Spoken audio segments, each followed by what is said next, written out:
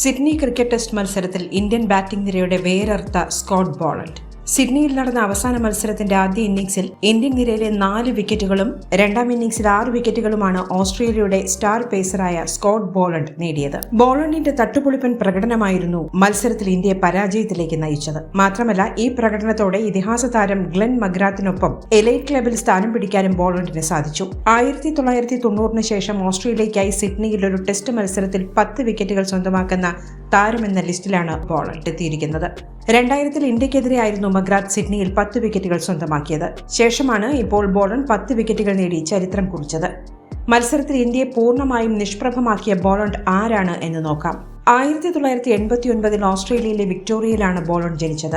ശേഷം തന്റെ 6ാം വയസ്സ് മുതലായിരുന്നു ബോളണ്ട് ക്രിക്കറ്റ് മത്സരങ്ങളിലേക്ക് എത്തിയത്. തുടക്കകാലത്ത് അണ്ടർ 12 ലെവലിൽ മികച്ച പ്രകടനങ്ങൾ കാഴ്ചവെച്ച് ബോളണ്ട് ശ്രദ്ധ നേടിയിരുന്നു. ശേഷം വിക്ടോറിയൻ പ്രീമിയർ ക്രിക്കറ്റ് ക്ലബിൽ തന്റെ 16ാം വയസ്സിൽ ചേരാൻ ബോളണ്ടിന് അവസരം ലഭിച്ചു. അവിടെയാണ് തന്റെ ബോളിംഗിലുള്ള കഴിവ് ബോളണ്ട് തിരിച്ചറിഞ്ഞത്. ശേഷം പരിശീലകനായ നിക് ജുവലിനൊപ്പം ബോളണ്ട് തന്റെ കരിയർ കെട്ടിപ്പടുക്കുകയായിരുന്നു.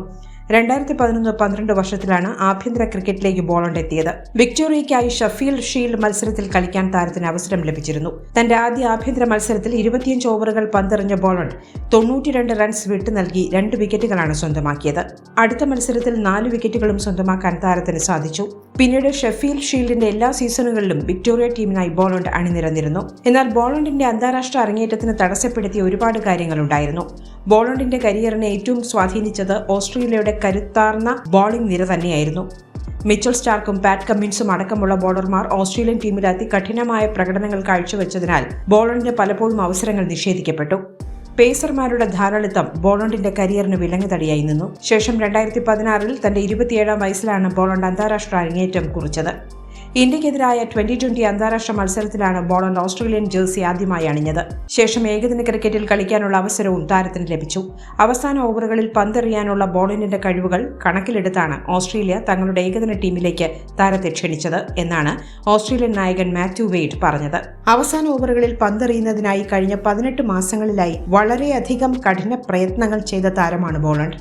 അതുകൊണ്ടാണ് അവനെ ഇപ്പോൾ ഓസ്ട്രേലിയൻ ടീമിലേക്ക് തിരഞ്ഞെടുത്തത്. ഡെത്ത് ഓവറുകളിൽ അവൻ അവിശ്വസനീയ ബോളറാണ്. അവൻ അവിടെ ആധിപത്യം സ്ഥാപിക്കാൻ സാധിക്കും. ബേഡിന്റെ ഈ വാക്കുകൾ വലിയ ശ്രദ്ധ നേടിയിരുന്നു. അതോടെ 2016 ഇന്ത്യക്കെതിരെ ബോളണ്ട് തന്റെ അരങ്ങേറ്റ ഏകദിന മത്സരം കളിച്ചു. എന്നാൽ ഈ മത്സരത്തിൽ 10 ഓവറിൽ 74 റൺസ് വിട്ടു നൽകിയ ബോളണ്ടിന് വിക്കറ്റുകൾ സ്വന്തമാക്കാൻ സാധിച്ചില്ല.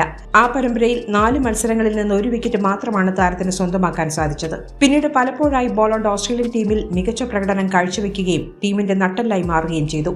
2024 ബോർഡർ ഗവാസ്കർ ട്രോഫി പരമ്പരയിലും ഈ മികച്ച പ്രകടനം പുറത്തെടുക്കാൻ താരത്തിന് സാധിച്ചിരുന്നു. പരമ്പരയിൽ തനിക്ക് ലഭിച്ച അവസരങ്ങളിലൊക്കെയും ബോളണ്ട് ശക്തമായ പ്രകടനവുമായി കളം നിറഞ്ഞു.